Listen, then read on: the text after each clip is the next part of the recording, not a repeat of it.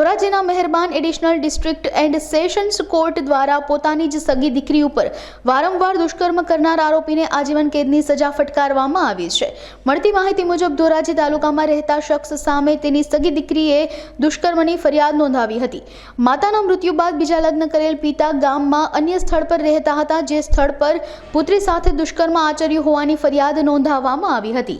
હું કાર્તિકેય मनोजभाई Parekh, additional public prosecutor, sessions court Dhoraji. आज रोज धोराजीना मेहरबान एडिशनल डिस्ट्रिक्ट एंड सेशन्स जज श्री अली हुसैन मोहिबुल्ला शेख साहेबे धोराजी तालुकाना आरोपीने पोतानी सगी दीकरी उपर वारंवार दुष्कर्म आचरवाना गुनामां 20 वर्षनी केद अने 5000 रूपिया दंड फटकारेल छे।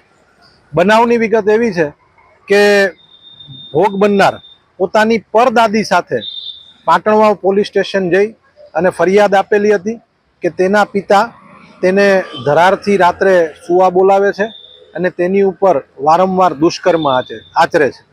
આ અંગે તત્કાલીન પીએસઆઈ કે.એમ. ચાવડાએ ગુનો નોંધી અને તેની તપાસ કરેલી હતી। તપાસના અંતે ટૂંકા સમયમાં ચાર્જશીટ થયેલું, જે ચાર્જશીટ થઈ ગયા બાદ નામદાર અદાલત સમક્ષ ભોગ બનનાર અને તેની પરદાદી આ મુખ્ય સાહેદો હતા। आरोपीनी पण दादी थाई तेमणे कोर्ट समक्ष जणावेलुं के आरोपी एवुं बोलतो के आ तो मारी दीकरी छे, मने मन थाय तेम तेनी साथे करूं अने कोई अटकावे वडीलो आरोपीना माता के आरोपीना दादी तो एने पण मारतो। आरोपी सामे अगाऊ पण 306 एटले के भोग बननारनी सगी माता आत्महत्या करेलुं तेना दुष्पूरणना अने अन्य दारू जुगाરના गुनाओ पण दाखल थयेला हता।